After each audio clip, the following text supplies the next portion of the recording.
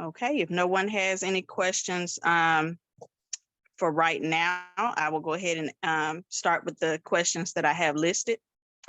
So the first question that I had was, how can a relationship function with two different personality types, such as an extrovert with an introvert? So number one, I would say it's all about your perception.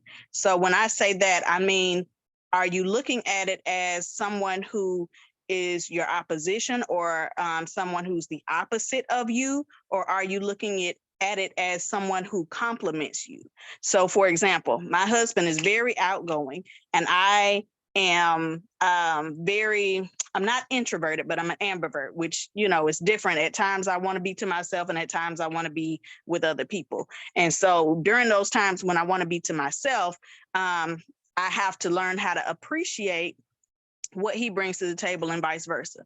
And he has to understand that I may not always want to have a conversation, because when you're an introvert or an ambivert, you need time to recharge. You need time to away from people, because that's how you reset. Versus someone who's an extrovert, they tend to get their energy and they're revived by being around other people. It energizes them. And so just knowing, first of all, what type of personality you have, knowing what type of personality your partner has, and then looking at it as a complement to each other as opposed to that conflict. Because if both of us were introverted, it's not likely that we would have a lot of conversation. And I'm not saying that's the case in every situation, but in my situation, a lot of times he shares his thoughts, and I'm able to listen and receive and all of that. And there's not a lot of conflict with us talking. That just works for us. We complement each other. And then when you compromise, you have to adjust your expectations and to meet their capability, not your capability. And so you have to know that because they have this certain personality type, certain things, it drains them. And you have to know that. You have to know that about yourself. What is it that drains me? Does it drain me to sit with people all day, to talk? Am I the type of person that doesn't want to answer the phone, but I'd rather text, or something like that? So know yourself and know your spouse. Also, there is no best personality. There is no worst personality. You don't want to put their personality type down in public, nor to them intimately, because personalities are just really, in my perception, God's way of customizing us. We're all different. We're all unique. We all have something to bring to the table. So you don't want to downplay somebody else's personality just because it's different from yours. You have the lively person who's able to come in the room and liven up the party, but you also have the calm person who's able to bring focus. So everything is needed, everything is necessary. And so again, it's all about your perception. It's all about how you view those differences between you and how you view your own self. The next question, and again, this is an open discussion, so if you would like to make a comment about anything you hear, or if it prompts a question, please feel free to ask that question. And Giovanna, I see your hand is up. Yes, you may hear a little driving in the background. As you were speaking, I was thinking about me and my spouse. We've been together 14 years, and I realized the way that I viewed his personality, let's say between years 3 and 5, it looks different now at year 14. So what I realized that he was doing versus what I was doing was he was holding me hostage at a stage that I'm no longer at. I'm now matured, evolved. My environment, my experiences have shaped my way of thinking or my way of responding or actions, which I would definitely say is a challenging time because I'm slow to speak now. So he's not really seeing that as growth, or he's not going along with the growth pattern, whereas he may be one place and I'm somewhere else, that could create that rub or that friction for where we both are. But I've been talking to him about receiving that we're no longer at the same place. People do grow and evolve based on what they have learned not to do or to do. You know what I mean? Not looked at as a good or bad scenario. So in what I'm trying to say is allowing your spouse some room to grow, even if it's at a faster pace. It may not be a year. They could change within 6 months or choose differently the next day.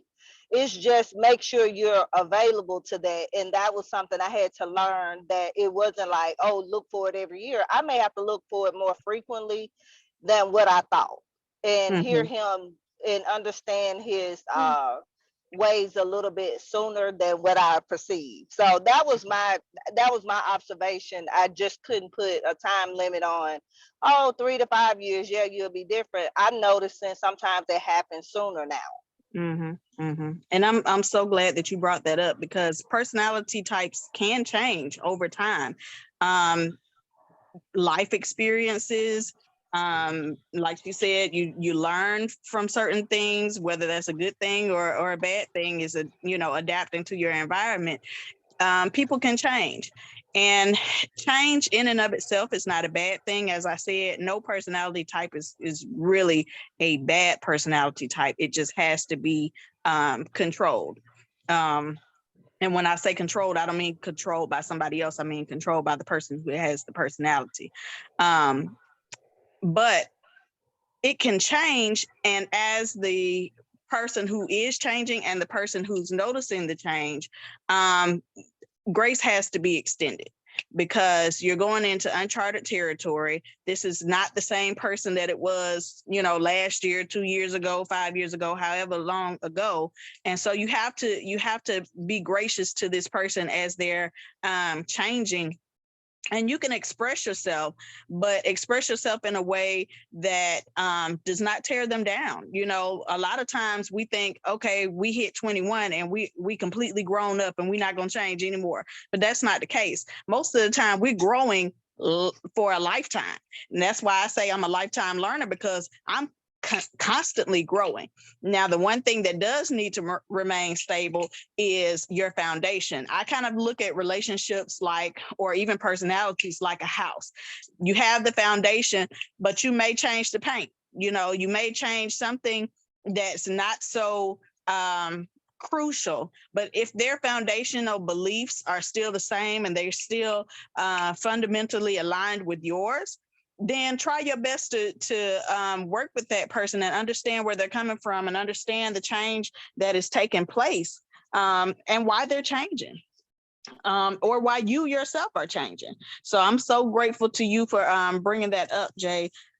Does anybody else have anything you want to add to, or another question that maybe was sparked based off those questions? Yeah, I have something I want to add. It's interesting that this question came up because Eric and I were talking earlier, and we were talking about the differences, how opposites attract, how the differences in most partners, and how it's the differences in each other that we are attracted to when we initially meet each other. Exactly. But then when when we're in a relationship for a while with them, we get comfortable, those things might start bothering us. Where we're trying to change them into being more like us. We get tired of the very thing that attracted us, right? Exactly. So it's one of those things where you have to understand, okay, it was something that attracted me to this person in the beginning.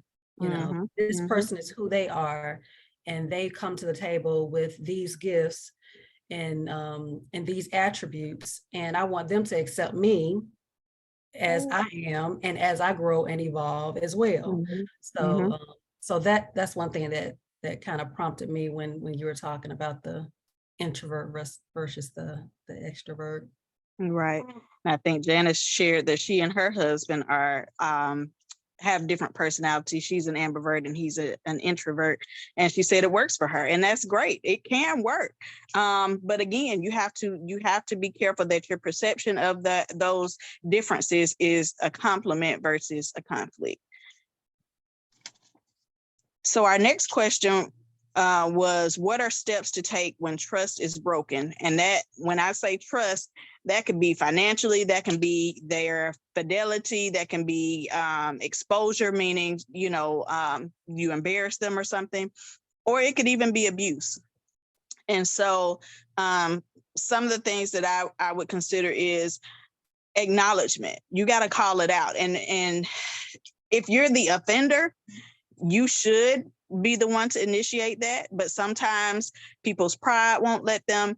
Either way, if somebody offends you, you need to also acknowledge that, like, hey, I didn't like what you did there, or, and you don't have to use those words, but, let them know how you feel. So that's what I mean by acknowledgement. Let them know how you feel. And if you're the person who did it, acknowledge that you did it. And then take responsibility for it. You're going to have to pay the cost of whatever you did to betray that trust, because trust is a valuable asset in a relationship. And without it, it's really hard to do anything else. It's hard to communicate.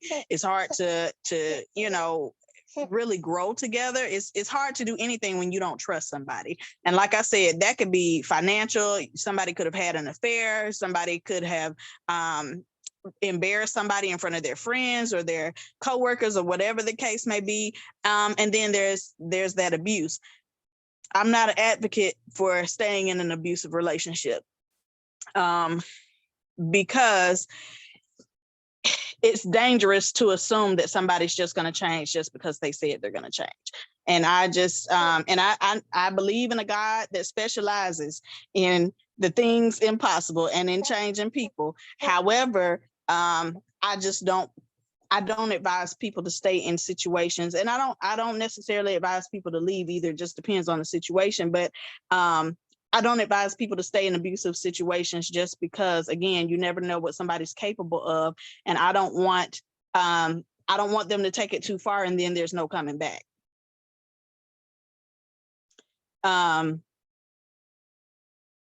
Okay, and then your expectations. There are going to be some relapses in the trust. So say, for instance, somebody betrayed your trust 2 months ago and y'all are working through it. Now they've acknowledged it. They're making steps to do better. And then something triggers you and now you're mad again. And so you bring it up and they're mad that you brought it up and you're mad that it happened to begin with. That cycle can go on for a long time. And it's not that you're not healing and growing, but you have to understand that the healing process is not linear. It's not something that, you just go straight through it and everything's all better, immediately.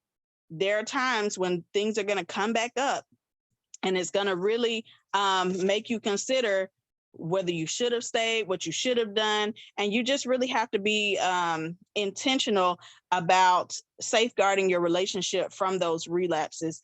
And when they do happen, try to bounce back quicker. Now, like I said, this is not necessarily in the case of abuse, but where it's financial, where there might have been someone stepping out or where there was exposure. And don't blame the victim. So if you're the person who made the offense, then you don't really get to blame the victim for what your choice was.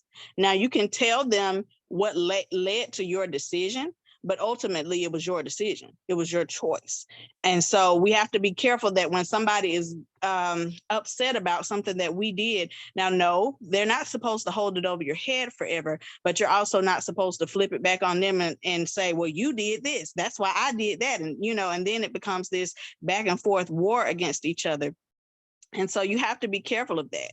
And then if you choose to forgive, only bring up the offense when you're working towards a solution. And that's not to say you can't ever bring it up, because especially if there was an affair, or if a child came out of the affair, like, you're going to have to talk about that. You're going to have to talk about the boundaries and all of that. And so it's okay to bring it up, but only bring it up if you have a solution, not out of spite. And do something to offset the bad memories, because in situations where trust has been betrayed, you are almost starting from the ground up. And actually, sometimes you're starting off in the deficit. And so you're going to have to help build the trust back up by creating good memories to offset those bad memories. When trust is betrayed, it can really mess with a person's head. It can cause them to fall into depression. They can become anxious. You just never know how it's going to affect your partner. So you really have to be mindful of that. You really have to be mindful of presenting some good opportunities to create new memories, good memories, and addressing their mental health, because they're not going to be the same person that they were before the betrayal happened. They may need to speak to a counselor. You may need to speak to a counselor. Y'all might need to go together. And you need to be open to that, because if you just let it go, it's almost like a cancer that you know it's there, but you never go and get treatment for it. It's going to continue to eat away. And so you want to make sure that you address that, because otherwise it's going to fester. They're going to have ruminating thoughts about what happened. So make sure that you check that out, and that you offset that as much as possible. I know my husband and I, we do a made it over date, our made it over anniversary. We had an issue in our marriage that caused us to even consider divorce. Neither one of us was really in favor of divorce, but life happens. And so when we were considering divorce, my mind, and I'm just being transparent, my mind and his mind would always go back to what the offenses were. So instead of, and we're date people, so we look at what date something happened on. So it's kind of like if you lose somebody on a certain holiday, that holiday's you're gonna start feeling the way just as that holiday begins to approach. So what we did is we go on a special date. We treat it just like our wedding anniversary. We go on a special date on the dates of times that we had a big blowout. And so we just kind of flip the script, instead of me or him going into some depression or getting anxious about the anniversary of that offense, we combat it with positivity. Does anybody have anything you want to say about those things that I shared so far? I was going to comment on two things. One being the recent event for Mother's Day. For my husband and I, we were guardians to 3 of my siblings before we had 2 of our biological children. So in his mind, he feels that we didn't become parents until we birthed our own children between the 2 of us. But I feel that we parent all the children, even though they wasn't biologically ours. Children, they're still here today. So I'm thinking, like, even in their 30s, they're calling us like parents. So I'm trying to understand his feeling and his way about it, because I feel like when God gives you an assignment before your actual time of becoming parents of your own, we're still parents to those children. We're still giving them insight. We're still sharing, giving them praises, affirming them, doing things that are financially for them, which what a parent would provide. But for some reason it shut off in his mind that these are ours and they're no longer ours. And I'm like, but they're still calling us and receiving from us like parents. So I don't know how he necessarily shut that off, but I wish it was a way that on Mother's Day he would take into account that I celebrate them all, because one was purpose and one may have been, tied to kind of my destiny of being a physical mother. So it's levels to it. which leads me to my second point about trust being broken in the process of our marriage. One area that was broken for me is our spiritual journey. It's been Mhm. different and it's still a process to this day. But I was reluctant to show him my true spiritual self because I felt Mhm. like I didn't have a safe place to Mhm. express that or to land those feelings, because I didn't want him to use that as a weapon against me in our day-to-day lives, especially when you're in the Mhm. process of understanding your gifts with God or your God-given calling, if you will. Mhm. And so I was afraid to allow him in that process because I knew God was dealing with me, but it wasn't safe enough for me to trust him with it yet. And it Mhm. was a number of years before I was able to trust him with what God was showing and giving me. So I did start to journal that process. So it Mhm. will be a written word. If I forget some things along the way, I was able to show Mhm. it to my kids and explain it to my kids before my husband because he wasn't ready. Mhm. But in the process of him not being ready, I started to question that you can trust all these other things. So the popular Mhm. term of opportunist came up in my mind because I'm Mhm. thinking like, well, he benefiting off the praise. He's benefiting off God's and what he's doing in my life. That I just want him to taste and see that the Lord is good. Mhm. So I was like, I kind of went like, you don't love God? What's wrong with you? I was Mhm. just trying to make it not boring so he can just taste and see that when you experience this level of trusting God with your whole heart, your life begins to reflect that. You can Mhm. never be the same. So I wanted him on this journey. But what I realized along the way, that a lot of women in the ministry who I talked to, they all had different journeys with their spouse. And you have Mhm. to allow that process to take place, like infidelity or trust with money or trust in career culture. Whereas one may agree that one go back to school while the other one just work the job and support the other one. All these different choices we had to make. I was like, but why would ours be spiritual? So in sharing my feelings, of course, the rug was pulled from up under me and the bomb happened. And I felt the day when he weaponized that against me. I packed them divorce papers up real quick, gathered up, had everything mapped out, equally shared everything. And I'm on my way out the house, and God said, not yet. He's the one I chose for you. And I just stopped in my tracks because I was like, okay, God, you said what? Let me hear you one more time. He said what he said the first time. He did not have to repeat it. He said in a quiet house while I'm by myself that this is the one that I chose for you. So Mhm. in the trusting process, which we're still walking it out today, I was looking at that, how you translate it to the hurt of infidelity or the hurt of someone lying about simple things as financial or shopping habits. You got some women and men that tuck things under the bed and you Amazon Prime like 4 times for the week. And so you're like, why do these packages keep showing up? Where is this money coming from? Or do you have a issue with shopping online? It can go either way, ladies. So I was just wondering, with the trusting process, at least having a safe place as much as possible in your conversation, having a safe place to land helps starting the healing process, as in taking off your perception, I take off mine, and just hearing what each other has to say about how we feel about it.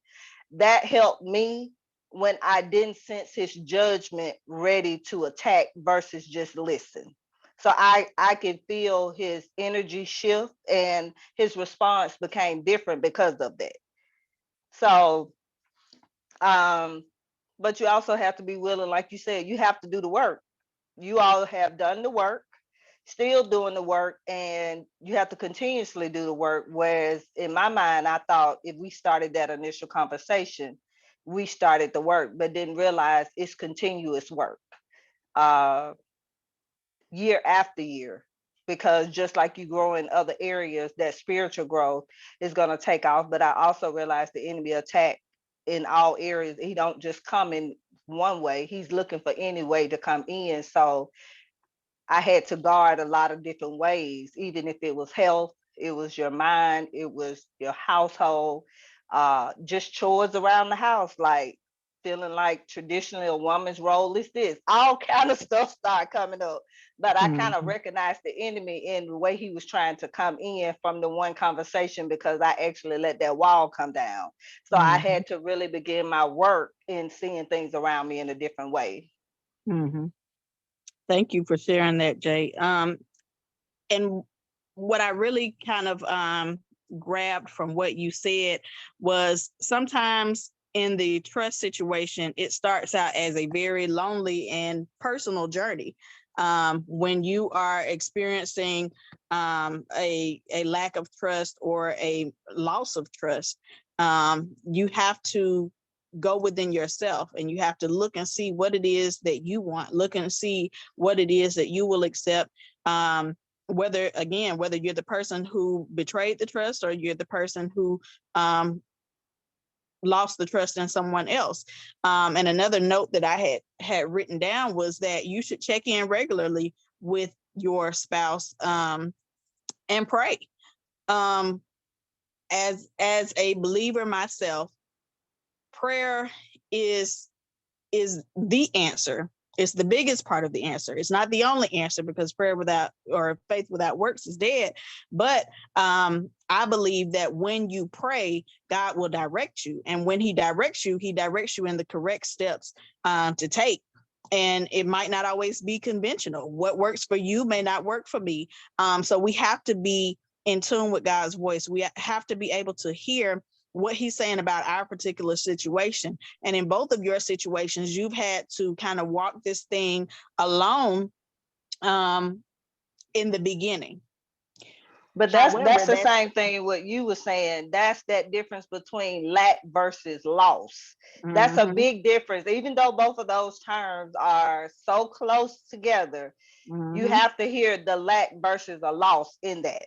mhm, Because if there's a lack, there's some knowledge out there that I can seek to make up or kind of get. But if it's just lost, that I'm unwilling to seek it, I'm not willing to try, I'm not willing to go there, I'm at a loss, I'm at a deficit. But I may lack some things, but I'm saying, okay, God, I'm gonna give my natural ear to this, give my physical ability and my accountability to work in this process. So the mhm. lack and the loss, even in itself, like you said, that's just beautiful. So, and thank you again for that. Eric, I see your hand is up. So before I dive into that, go ahead and ask your question, Eric, or make your statement. Hey, can you hear me okay? Yes, sir. Okay, great, because I know my phone be acting up. But hey, good evening, everybody. First of all, and thanks for doing this, Travaé. You know, I love to hear your commentary. Um, I had a Absolutely. question. I was listening, and I came in late, but I was, I was listening, and I start, focusing on struggle in relationships. So my question Mhm. is this. All right. So would you say that struggles in relationships are necessary? And if you say yes to that, then why do we struggle with struggles? Mhm. That's an excellent question, Eric. Thank you for asking that question. So it's my belief that life will bring struggles. I don't think anybody is riding on easy street their entire life, their entire marriage. But I wouldn't say I welcome struggles, because I don't. I don't like to struggle. However, I learn from struggles. It's through resistance that we learn about ourselves, about our spouse, about our lives, whatever the case may be. When struggles come, it's an opportunity to grow. Adversity breeds opportunity. And so if we have a struggle, it allows me to see you.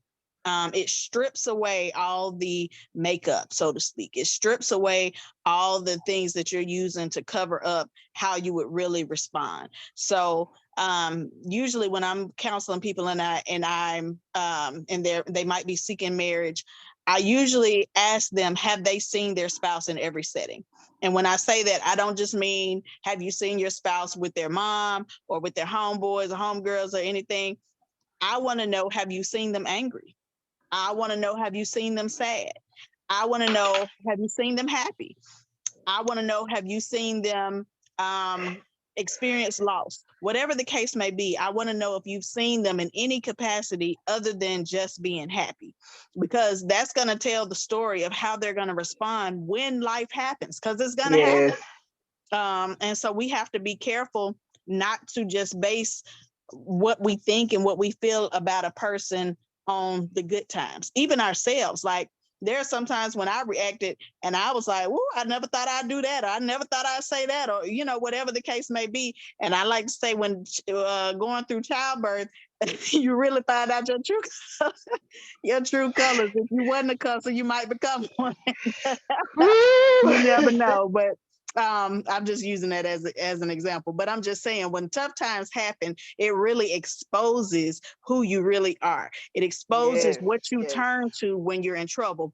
For example, if I hit my foot on the dresser or the end of the bed or something, am I gonna fly out a cuss word, or I'm gonna say Jesus, or like what? You know what I'm saying? It's really in those knee-jerk moments that you see what's really inside. So I'm a firm believer that whatever is inside is going to come out, but how it comes out is dependent on the environment that you're in and the environment that's created and set. So a man thinketh, so So is he. So what you're thinking in that moment will come out. But that's a good question. Most of us don't like struggle because of what it brings: pain, frustration, ungratefulness, sadness, anxiety, or it could be just a weeping moment or something like that. But kind of what I like heard on Sunday, which I didn't get a chance to watch it on Sunday, but I caught a clip.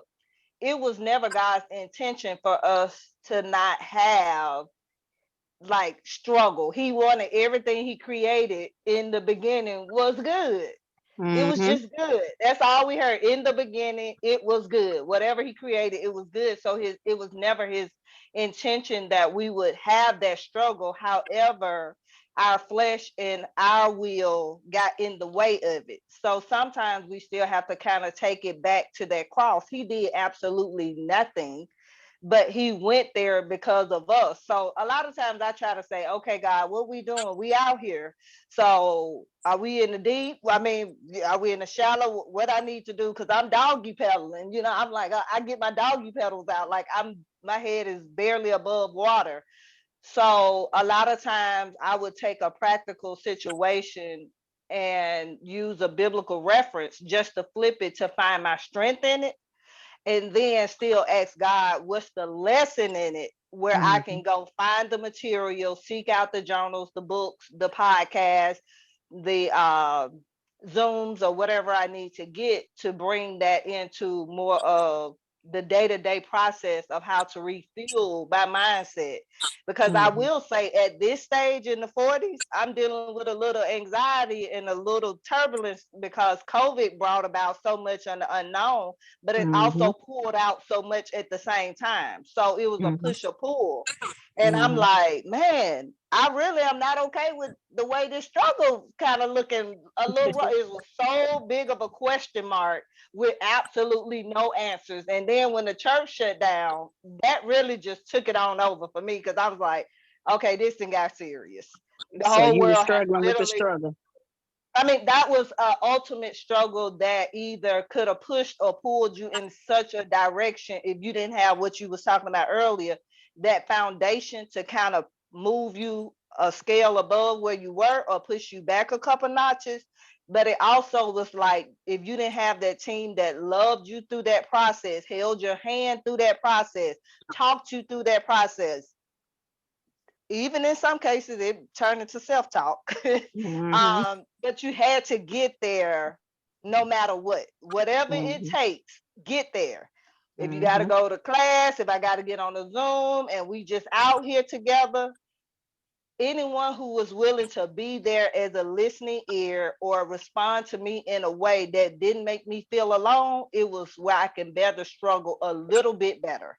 And Eric, I see your hand up as well, so we'll hear from him after you finish, Jay. But I thought that was good, about struggle and why do we struggle going through the struggle. I do think, that is so, we see that every day with everyone that we encounter, but it takes strong individuals like Miss Tiffany and Travaé to give up themselves freely to say, hey, what can my gift do to offer them some form of help, even if it's in conversation?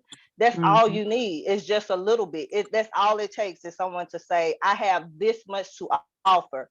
And what you deposit in me may manifest itself much bigger on the outside. And so if you diminish my anxiety, even in the least way, I think that's all you can do. Go ahead, Eric. Okay. And I may be saying her name wrong. Javonia. Am I saying it right? I'll take it. You'll take it. Hey, I am the world. I'm horrible with names, but you said something, and you just unlocked the door, because and I want you guys to kind of look at Jesus this. said, I am the way. I got a scripture now. We for armor. Amen. But I want to share this.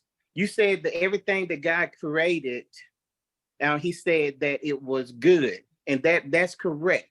And if you look at everything that he created, that he said it was good, there was no struggle.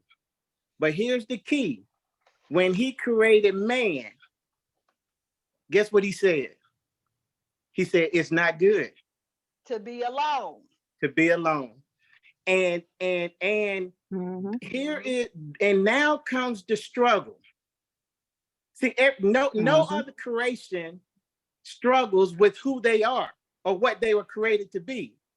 But God gave us free will, and then and he said, listen, and this is how I look at it. I said, which is a little different, but I said, God created man, but then God seen a deficiency in a sense. It's like he created, he created man, and he was like, man, listen, man, I created a masterpiece. But then he said, but in order for me, Eric, to be the best that I could be, that I'm gonna need to create you a helper, a helpmate, and I'm gonna create woman, because he said, for the things that I have for you to do, it's not good for you to be alone, and you're not gonna be able to do it by yourself. And the reason why I wanted to highlight that is because I believe that we have to get back to some basic fundamentals, because like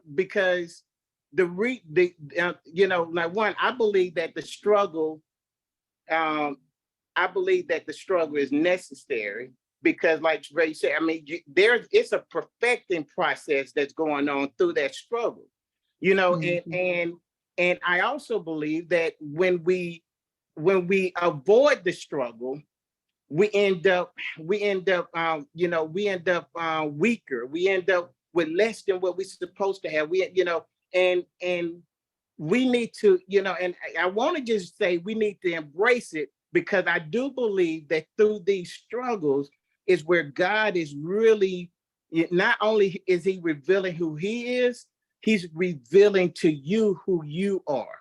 And when we avoid those struggles is when we, it's like we starting back over at the starting line, and we got to start this process over again. I just wanted to share that. I appreciate it. I agree. And I believe that adversity is one of our best teachers. They always say experience is the best teacher, but if you only experience good stuff, then you really aren't learning how to survive. You learn who you are through those adversities. And, I kind of think about how a grain of sand in an oyster's mouth turns into a pearl. Like it's a irritation that turned into a valuable thing. And so we learn valuable lessons about life, about ourselves, about our spouses, about whomever, by experiencing the struggle, experiencing the adversity, experiencing those things that really make us uncomfortable. And a lot of times, and I share this example too, a mother eagle puts thorns in her nest at the bottom. And so when the baby chicks get heavy, it pokes them and it makes them want to get out of the nest. Whereas if they stayed comfortable, if life stayed gravy, they would never launch out into the deep. Like they would never jump out of the nest and fly and become self-sufficient. So sometimes when your job is acting a fool, and you keep bouncing from job to job and it never seems to work out for you, sometimes that may be God's way of pushing you into your destiny, into where he wants you to go. And it's that adversity and those struggles that really strengthen us and that make us go out of our comfort zone. It makes us reconsider a lot of things. And so struggle in and of itself does not feel good. And, the Bible tells us that all things work together for our good. There's a reason he said all things. He didn't just say good things. He didn't just say bad things. He said all things work together for our good. And so, including the struggles. And so, like you said, Eric, we struggle with the struggle because we don't want to struggle, but like Jay said, the Bible tells us that we're gonna struggle. So I don't understand why we expect any different. And I'm one of those people that doesn't like to struggle, but I read it in my word, and again, this, for those who may not be Christian on the line, I apologize for all my references tend to be like that. But from what I have seen and what I have experienced in my life, there's so much growth that I can see in myself over the years because of what I went through. There are things, I would be a totally different person if I never struggled. My life wouldn't be the same. I wouldn't make the same decisions, but struggle makes us who we are. It informs us of who we are on the deeper level and who we're connected to. I would agree with that statement. And just even if you're a lot of references is a spiritual or natural, I'm gonna go the natural route this time.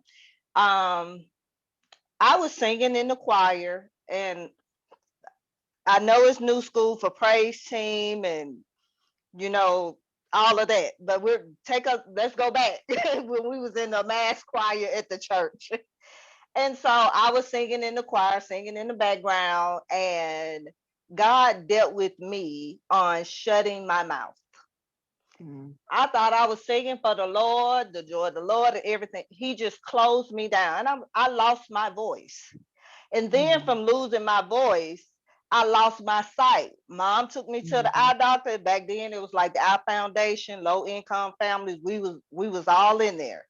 And they said, oh, I think it's her allergies. And I had to wear these glasses and all this. And I said, God, you took my mouth and you took my sight. So I felt at a deficit in two of my heightened senses that I had to then use my ears. And mind you, I had tubes in my ears growing up, and I also dealt with speech and language pathology for speaking. And so I was like, wait, that's my biggest flaw is my hearing, because I'm like, I hear close range and all of this, but he took the things that I overcompensated the deficit with to show me more of who I was.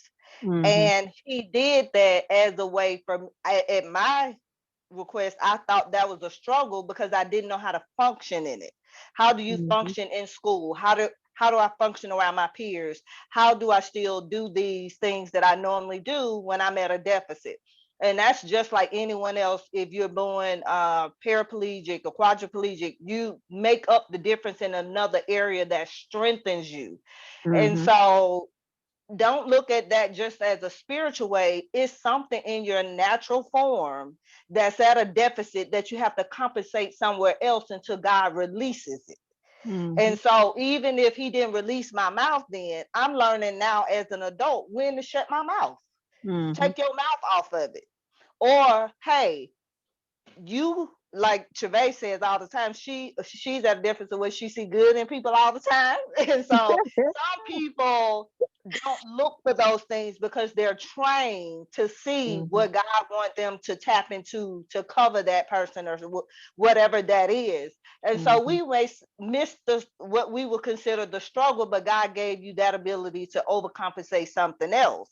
And so in bringing it just to biblical, that was just like when Saul was on the way to Damascus, eyes. He didn't release his eyes. Or Elizabeth having a baby and Elijah didn't. He shut his mouth until after the baby was born. You know what I mean? It's things God did in the Bible that really took man's ability out of the way so they can see that supernatural experience. And it doesn't matter if it was to me, the Bible is the living word. So it's like, we'll be able to see that. So I was just like, but that happened to me in a natural. And he would do that today. If it's too much where I'm running, telling every little thing, he would shut me down even today where I need to get quiet. And in my quiet season, he needed to instruct me or do something different, because a lot of times you would abort your mission by talking too much. And I'll look at that as a struggle because I like to share the good news. But I had to learn to not overshare all the time, learn how to be quiet. And so when you were sharing that, I was also thinking about in relationships, because this is mainly a talk about relationships. But when you go through a struggle, a number of things can happen. Your spouse can see a strength in you that they never realized that you possessed. And I relate that back to going through childbirth. I gave birth to 2 of my kids without medication, and my husband was able to see a strength that he had never seen before in my struggle to, deliver my children. And then but then another thing that struggles can reveal in a relationship is when you put somebody on a pedestal and then a struggle comes, sometimes it allows you to see God, because you have turned that person into your God. You have idolized your spouse, and that could either go one way or the other. But if you've idolized them, then it kind of sets them up for failure, because no person can keep it together all the time. So when you see them struggle, sometimes it brings you back to reality. Like, yes, I have this good person, but sometimes they do struggle, and I cannot worship my spouse. I have an amazing spouse, but I can't worship him, because and God had to show me his humanity. God had to show him my humanity. And so that those are 2 things that are good that come out of struggle. But again, the struggle itself doesn't feel good. And then also just your perception of yourself. When you struggle, sometimes it humbles you. And it can go a little farther if you allow your mind to go there. It can go to the point where you start doubting yourself, doubting your worth, and all of that. And again, those are the times when you need to recognize why we struggle. What's the purpose of this pain? What's the purpose of what I'm going through? And again, there may be a situation where you need to get some help. You might need a counselor, you might need a coach, you might need whatever, but we can't be strangers to struggles. Even the weather changes. Even the weather produces storms. It's not sunny all the time. It's not raining all the time. There are variations, and just like the variations in the weather, there are variations in our lives. But the truth be told, all of it is necessary. If you think about a storm, rain, it helps the plants to grow, just like sun does. If it rained all the time, the plants would drown. If the sun was out all the time, the sun would scorch the flowers and the plants. If if there was no storm, all the pollutants and pollen and all of that stuff in the air would never be washed. And so you have to think about adversity and struggle as there is a purpose for this. Again, there's purpose in the pain. So yeah, we struggle with struggle, but it goes back to the point that I made in the other question is, what is your perception? Because if I know, like, for example, if I know I have a bill to pay and I'm expecting to pay that amount, then I'm not going to really have as much issue as if I assume that if I go there and I assume that I don't have anything to pay. But if I expect the struggle, I can better prepare. I can come, with money in hand. I can budget, so on and so forth. If I expect the struggle to come, and I gird myself up, whether that be with the word, whether that be through meditation, however you strengthen yourself to prepare, that's what you need to do ahead of time. Know that things are coming. And even in your relationships, know that there are going to be times when you're going to disagree, and prepare for that. As it relates to relationships, start with conversations about what would you do if. Those kind of conversations help you learn about how your spouse or your partner sees the world, how they perceive things to happen, how they rank things in order of importance, so on and so forth. So all of this just kind of ties back to what Eric said. And I really, really appreciate you, Eric, for bringing that up. We have about 3 minutes before the end of the hour.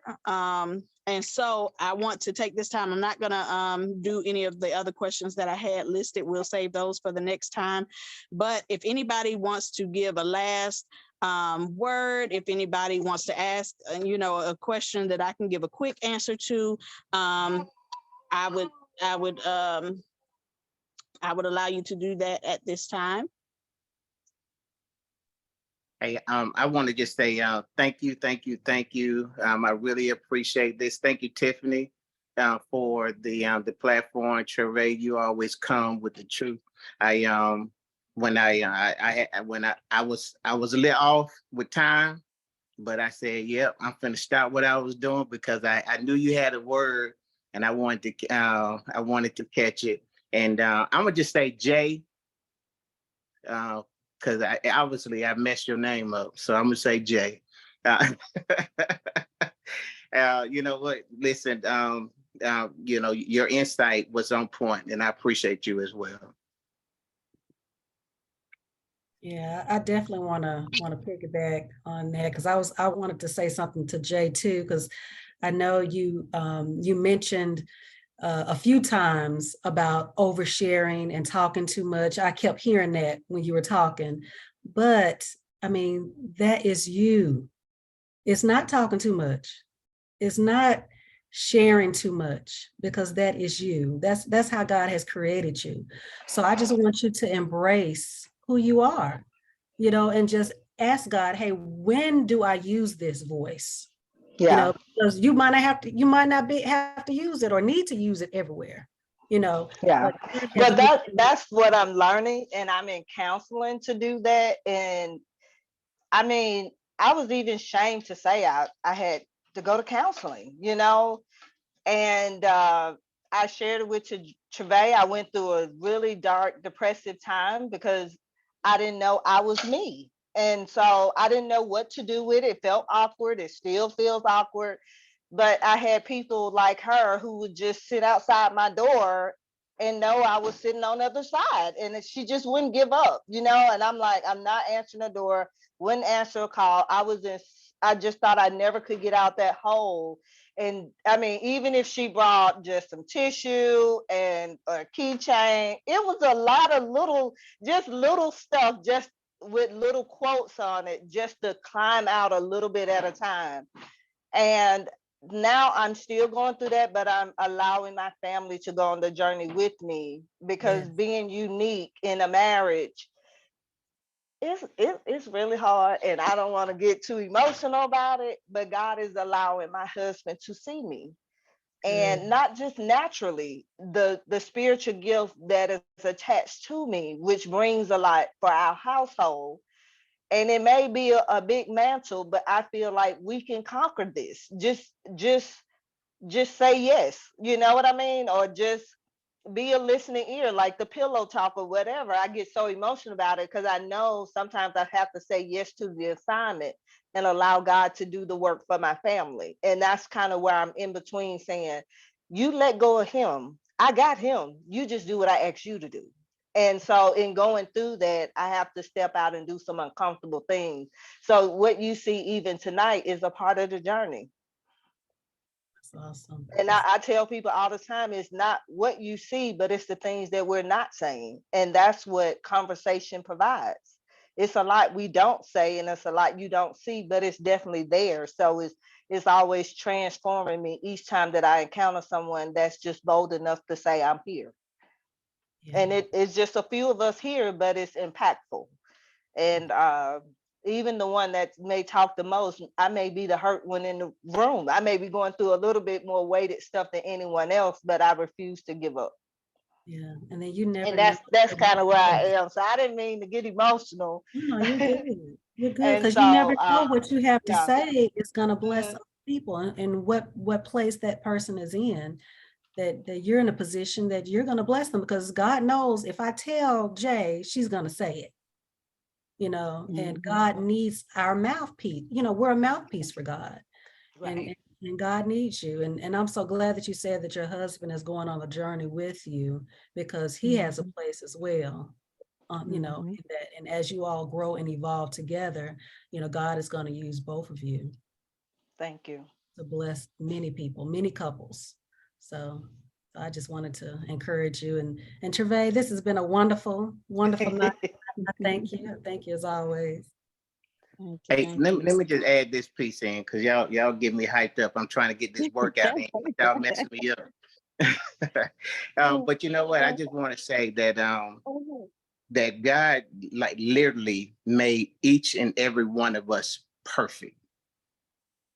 I really think that it's like there's no flaws. There's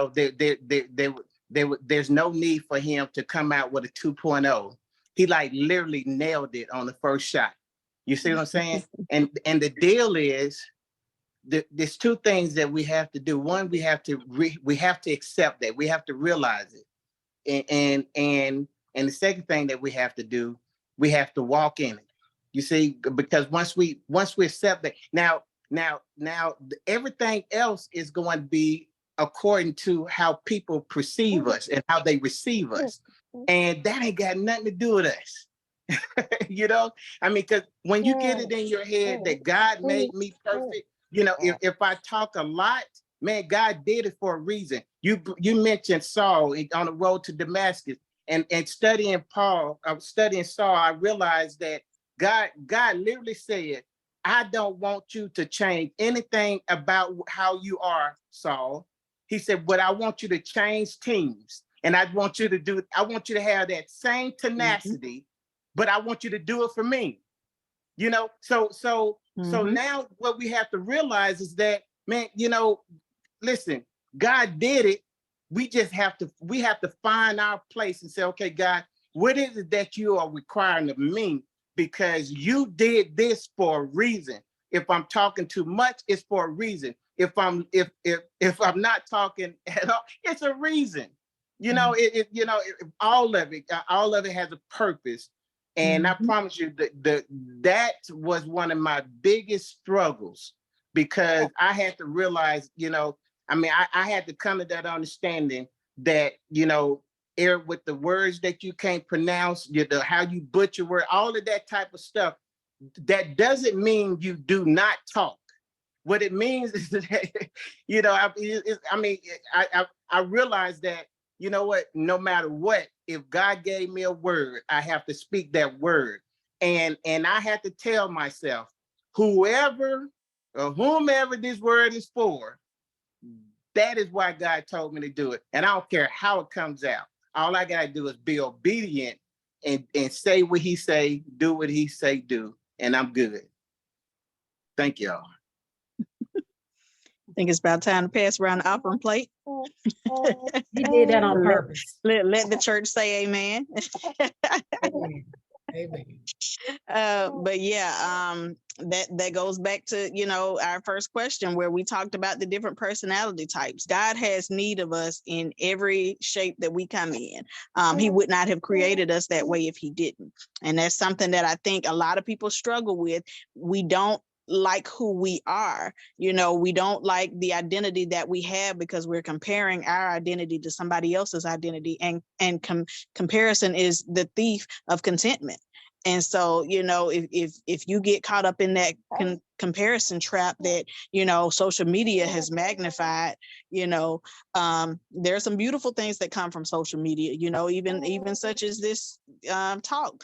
But we have to be careful to appreciate who God created us to be, how he created us to be, our different personality types, you know. Now, if there's an area that needs improvement, he will prompt us, he will convict us, he will show us, he will put people in our lives to speak, you know, to us.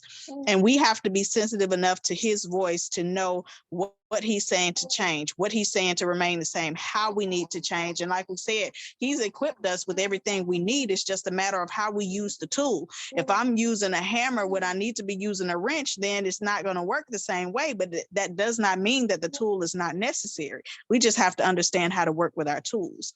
And so on that note, I'm going to ask Patricia if she has something to say. If not, we'll close out.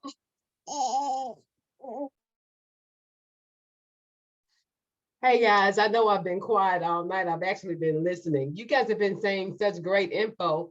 There's really not much that I need to add to that. I think I appreciate you getting on the Zoom tonight. And I appreciate all the questions. And to the young lady that was talking about herself and her husband, I definitely appreciate the transparency. We need more of that. We need more people to be okay with who they are, and even okay with who they are not on the way to where they're going. I really don't have, I'm not going to conjure up anything to say or try and make it all whatever.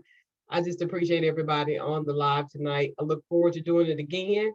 And I look forward to hanging out with you guys in the tribe some more. And Patricia, honey, that's some gems right you there you just absolutely dropped. look. I was going to say you just dropped some right then. She went, It I didn't don't even have take you nothing at long. all. She just dropped them gems. Look, we appreciate it, sis. We appreciate it. But that will conclude our question and our Q&A with Travaé. And I will see you all next month, same time, same place. Love y'all. Be blessed. Good night, everybody. Good night, everybody. Good night. Love y'all.